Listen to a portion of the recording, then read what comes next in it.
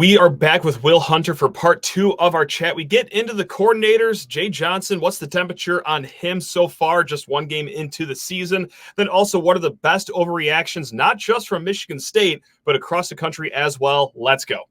You are Locked On Spartans, your daily podcast on the Michigan State Spartans, part of the Locked On Podcast Network, your team every day.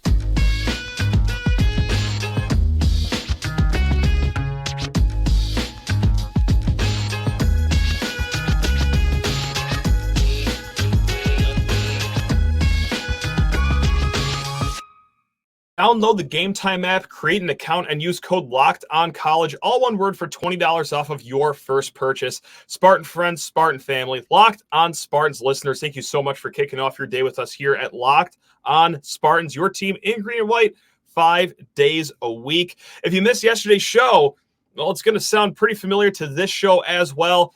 Me and Wil Hunter, we got back on the mic. If you're not familiar with Wil Hunter, which a lot of you are, but he was the old co-host of this show, and even before that, just the straight-up actual host of this show. And just like old times, me and him recorded way too long. So we broke it up into 2 episodes. Yesterday, talked about all the young guys, the offensive line, Wil's expectations for the season. Today, okay, Jay Johnson talk. We also got some overreactions. We even get into kicking at the very end of the show. Just another great chat with our guy, Wil Hunter. So let's get to him right now. I do want to stick with the offense here because we have a mailbag question, lockedonspartans@gmail.com. Wow. But, Wil, going back to 2021, if I told you that the animosity towards coordinators would have completely flipped from more people are on Jay Johnson's you-know-what than they're on Scotty Hazelton's, imagine saying that in 2021, but here we are. This is an email from Bill, and Bill is not alone here. He writes in, first off, hope the cinnamon whiskey is being chased with cold Coors Lights all night long. Thank you very much, Bill. They certainly were. At what point does Mel need to fire Jay Johnson to keep the program moving forward? Can you implement a Jay Johnson hot water meter update weekly? Could be a fun game segment style. What was Jay's worst call of the series? Get Graham Couch's or Spartans Illustrated's input on it. And I want this to be clear. This was before, Keon exploded for Florida State against LSU. So this isn't an email where he let Keon no, this was before all that, but there has been a lot of heat around Jay Johnson, even in a game where they're scoring 31 points, but however, 31. We'll get there. I don't want to say let's fire him right now, week 1 of the season. However, after I watched the game for the 3rd time this morning. And I don't know why it took me this long to realize, but wow, did they not help Noah Kim at all at the start of that game? He was asked to make some pretty tough throws at the start of that game there, Wil. Just general, but with that said, just your thoughts on Jay Johnson, should he be really worried, or are you going to give him a little longer leash here in your mind? My thoughts on him haven't changed in the slightest. They're the same as they've always been. He's fine. He's right. As good as it gets at finding quarterbacks. He's an elite quarterback evaluator, undoubtedly, unquestionably. And I think until they go elsewhere, but I should no. That's me lashing out. That was unfair because he did bring in Hauser and Levitt, 2 good guys, but no, Levitt was a nothing recruit and is now of course now the most talented guy in the room according to any person you talk to. Which is nice, I guess, kind of. We'll see. We'll see. We'll see. I think his sort of his play calling, minute to minute, moment to moment, leaves a lot to be desired. I think he's weirdly outstanding at it's 4th and 3 in a massive spot. We need this, and he's Daddy's got you, and he does, right? He just oh my god, that was the most amazing call ever. And then there's 7 4th and shorts that don't work, and you're why? And then it's oh, we got a first down on a 30-yard gain. Let's run tempo and run inside zone. It's stop doing it. You do the same thing every time. Everyone knows if you run tempo after a long first down, you're running inside zone, and it just gets stuffed. Let's stop doing that. So every time. It's a mixed bag, certainly. I don't think it would be an outrageous decision to fire him. I think if this year's offense ends up kind of producing like last year's, I think you'll hear some of that, in a more official capacity, like, hey, Jay's job is really in jeopardy. Jay's kind of coaching for his job the last 3 weeks of the year, like that sort of stuff. And I don't think it would be that difficult to make an upgrade at the position. It's a finicky thing, offensive coordinator. You go get the new hot name, and they flame out all the time too, and sometimes spectacularly. So I don't know. I mean, it's tough to get a vibe on Mel and how because like it feels like he really churns through some staff, but it also feels like he kind of has his guys. And once you're one of his guys, you're kind of locked in. It's sort of a little bit of the D'Antonio loyalty program, but you got to earn your way in there. I guess their years together in Georgia, for whatever reason, earned Jay that spot, because he hasn't, had a ton of stuff here outside of really the 2021 season, which, as we talked about, Kenneth Walker played a pretty big role in that. But I don't want to discredit him. Like, he did a bunch of good stuff in 2021, unlocking Connor Hayward. Like, that's like, he plays a role in that. He gets credit for that. He gets credit for helping bring Kenneth Walker here and knowing to just don't be dumb. Give the ball to number 9, right? And also, I think he probably got the best out of Peyton Thorne that we'll see here, or even at Auburn. So there's been good things, but another year like last year, and I think I would be okay with them trying to upgrade the spot. I'd be okay even if it's like, hey, that was pretty solid. Like, maybe we can do better. You got a lot of money. Your staff pool, Mel, you're here, dude. Yes, right. That's another, like, hey, everyone, Mel's here. Unless he gets popped for a real life crime or an insane recruiting violation, Mel's here, man. For like at least 3 or 4 years. I suppose if they go like 1-11, okay. There's a limit to it. But like, this is the program. He's the program right now. But yeah, Mel, you got a lot of money for assistants, and I understand hiring during COVID was weird, and you had to scramble because D'Antonio left the day before signing day, or whatever it was, the day after signing day, and you had to scramble. I get it, but you got a bunch of money.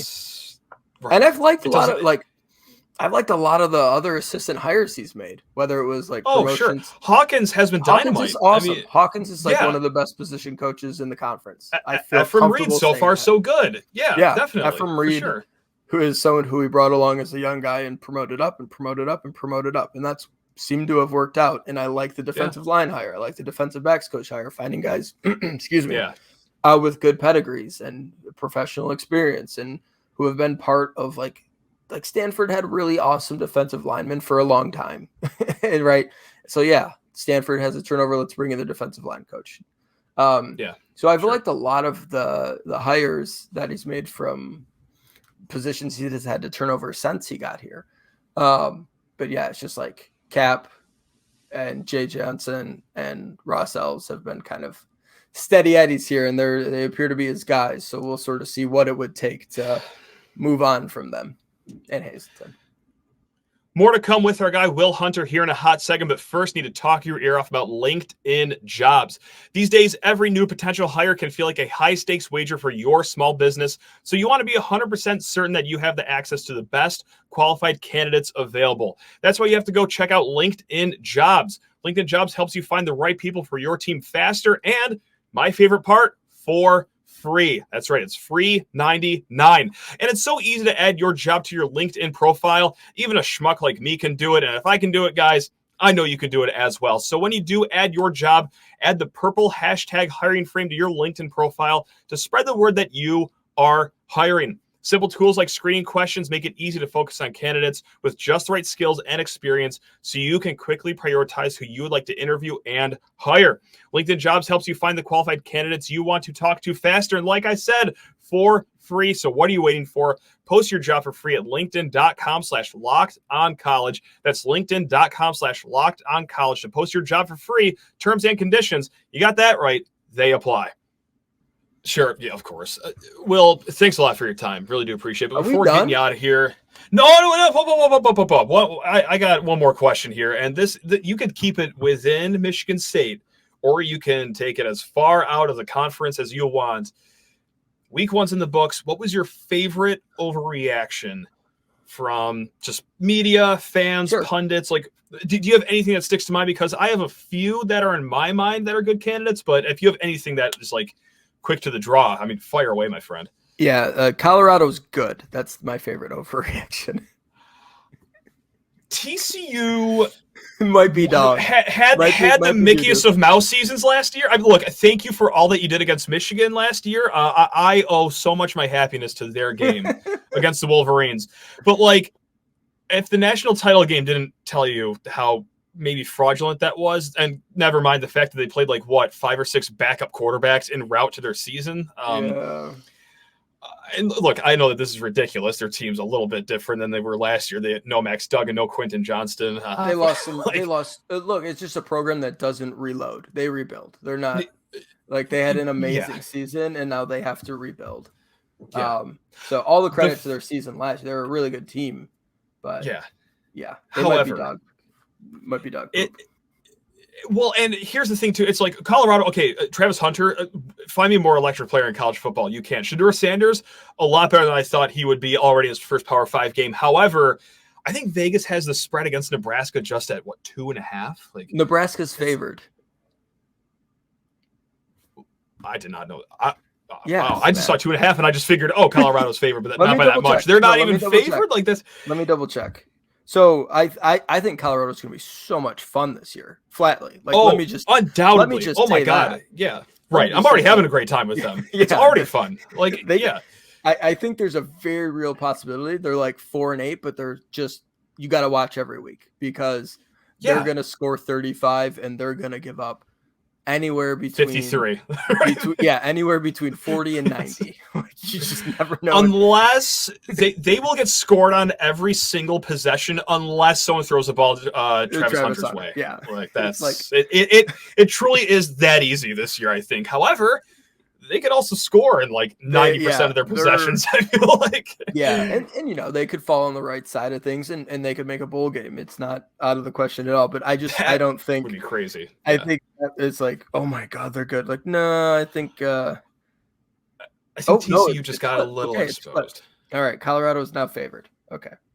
Okay, but it's not by a lot though. And like, look, we 3.5 now on DraftKings. I don't know who your illegal offshore betting partner is these days. That would be FanDuel, America's #1 sports book. Will, thank you very much. But yes, that's right. Hold on. FanDuel.com/lockdown. Yes, the FanDuel has them as a 3.5 point favorite.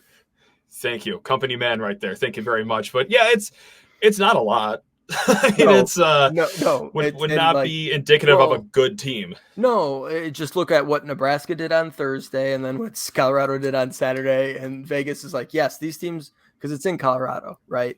These teams are exactly the same in the power rankings, is what Vegas is saying. And you're like, wait a second, I just watched one be super exciting and fun and awesome, and then I watched the other one be just awful. And you're telling me they're equal? And it's like, it's cool that Colorado's got a couple of pros for sure, but they also have Matt Sheehan playing defensive tackle. They do. And boy, linebacker and cornerback. Right. Are they going to struggle to stop the run this year? A tad. Yeah. God, it's going to be 8.7 yards per carry over there. But they'll run into some issues for sure. But they're fun. They're super fun. Oh, yeah. Without question. My other favorite overreaction, and this happens some with state fans, but really it happened across the conference fan bases. Ohio State, not the most impressive opener against Indiana. So of course you think like, Ohio State is mid. Now for the state fan side of things, for us, I talked about this a little bit yesterday, but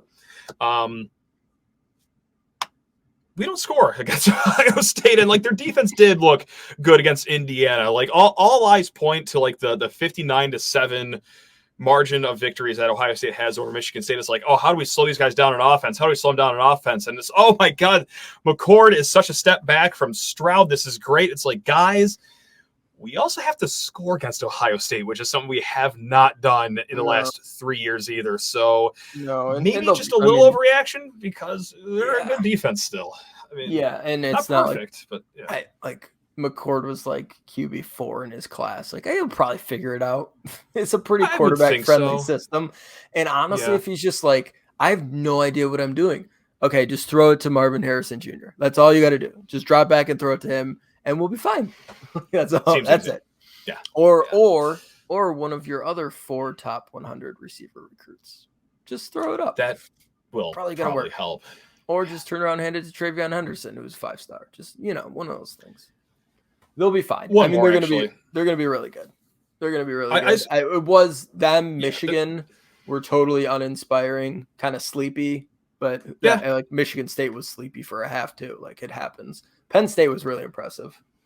Oh, that's who I have winning the Big Ten. The best quarterback in the conference for the next 2 years is in Penn State, and then I'm afraid so. Yeah, Klubnik started off slow tonight, but like the battle of QB1 for 2025 NFL drafts is underway. It's one of those two. Right. Correct. I do have one more quick one here, and it's Rutgers in the middle of the first half in their game against Northwestern. Like, I saw some tweets like, oh man, Rutgers has figured it out. Or is Northwestern just going to go 0-12 and lose 613 to 28? Dude, they are. Who do they have this week? I think it's UTEP. They have not won a game in the United States in quite some time. In quite some time. And who do they have this week? I think it's like UTSA or UTEP. It's some directional Texas team that's not good. And I think hold on. 1.5 point underdogs. UTSA is good. Meep. So it must not be them. They're the Roadrunners. I feel like UTSA would be favored by a touchdown over Northwestern. But I could be wrong. It might be that. It is UTEP. It is UTEP who they're playing this week. Okay. Yeah. So UTEP, whose offensive coordinator is Dave Warner. Enough said. Right. So it's almost a pick 'em. It's almost a pick 'em. Like, at home, which obviously. Correct. Yeah, at Northwestern. Okay. So no, I'm not sure if this is a Rutgers might be turning it around sort of thing. Yeah. So I'm looking at a competitor site that will not be named. UTEP's a 1.5 point favorite. Yeah, yikes, man.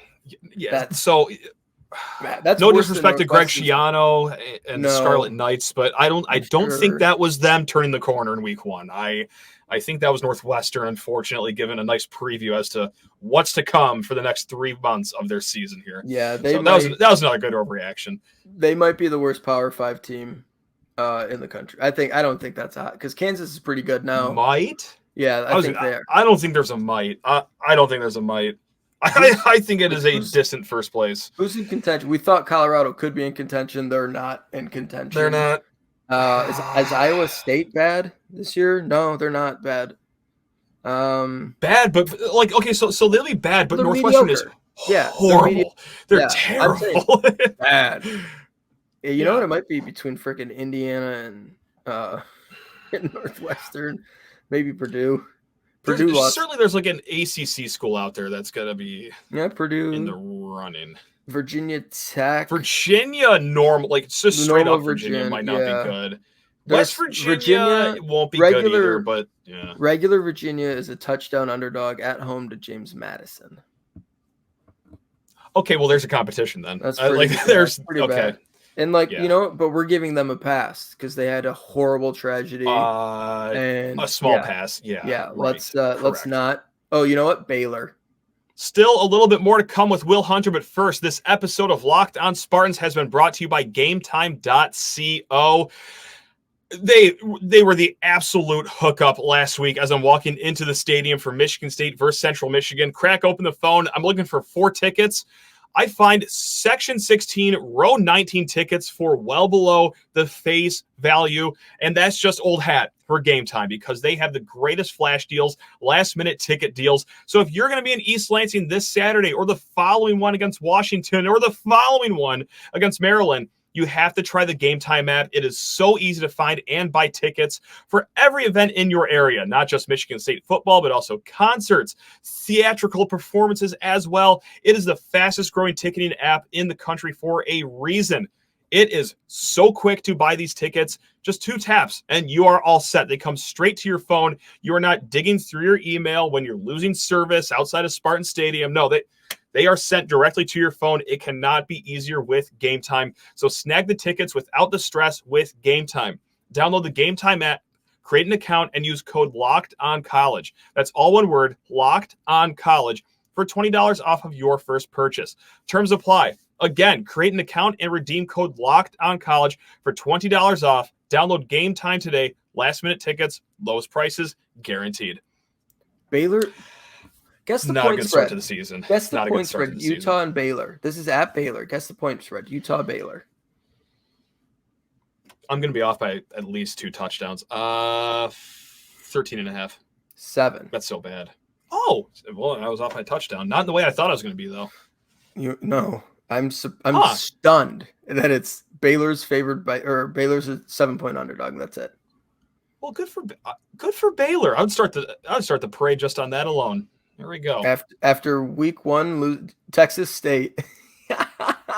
So Texas State waxes Baylor.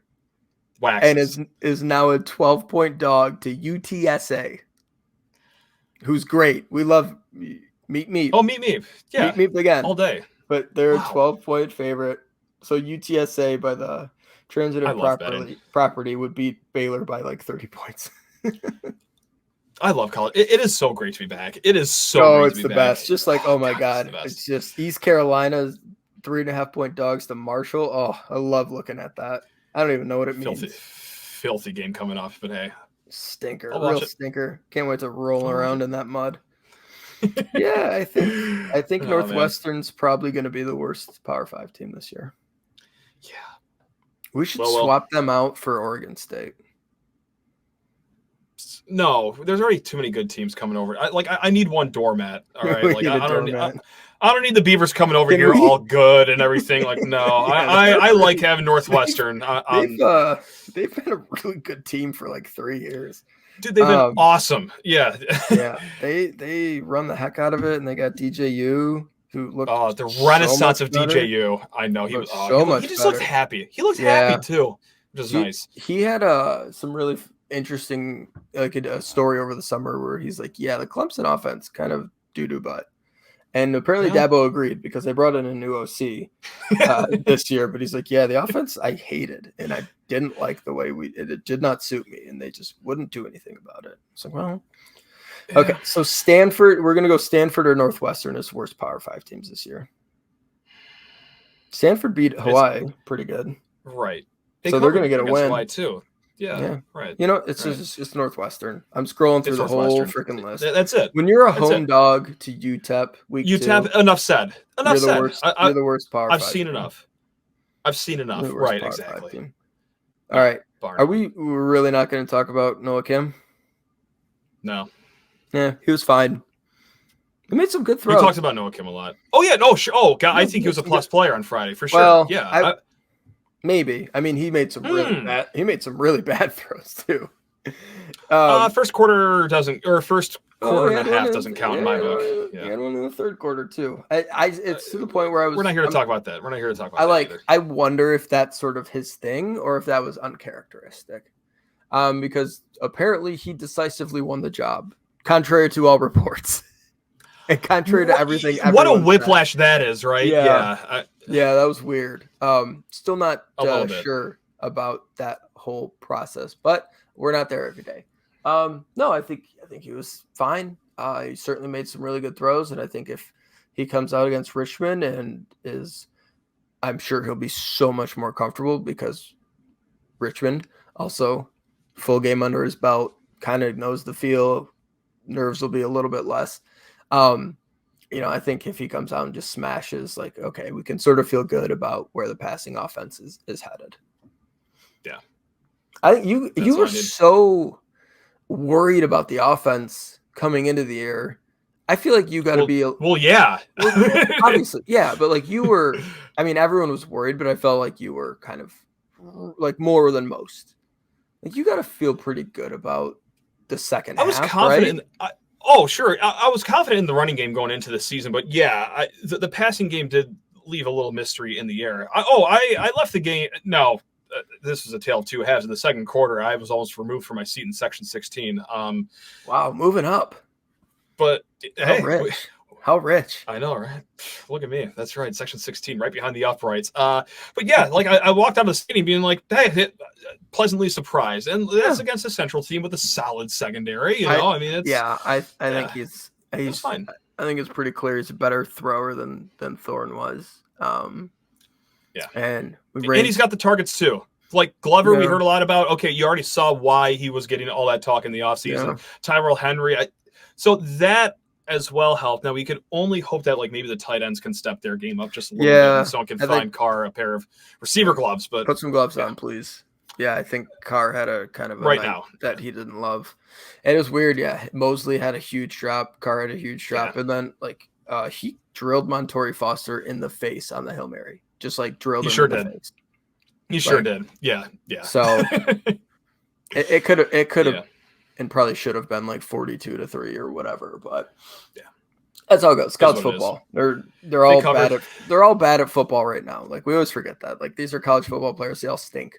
None of them are good yet. Give them time. Yeah. Give them time. Well, speaking of time, Will, thanks for your time. Really do appreciate you, man. Always have an open invitation here on these airwaves, Mr. Hunter. So until next time. No, I just do an hour show and then I don't want to come back. I talked for an hour. That's enough. Good to see a made field goal.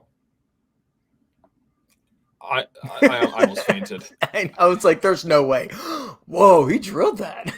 Well, it wasn't just a made field goal, but like it wasn't knuckling through the air like a wiffle ball. It was actually end over end. It actually looked nice too. It wasn't something that you're just praying limps over the upright.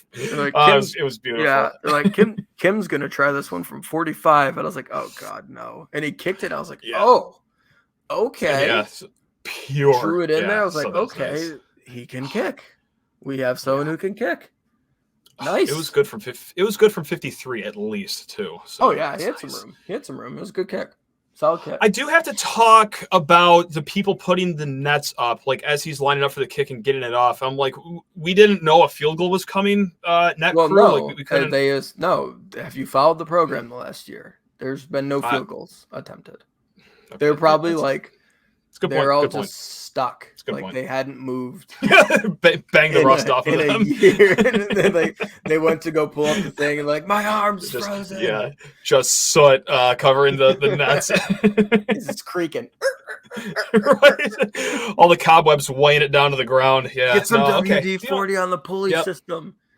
I'm wrong. Yeah. That's fair. That's beyond fair. Yep, you got me. Well, you're the best. You're the best. Good luck just with life until the next time we talk to you, whether it's a week from now or 4 months from now. Cannot wait to see when you stumble onto these airwaves again, man. But hey, until next time, gang, love you all. Go Green. Goodbye. Have patience. Young team. It's a really young team. Just be patient this year. They'll be fun. Bye.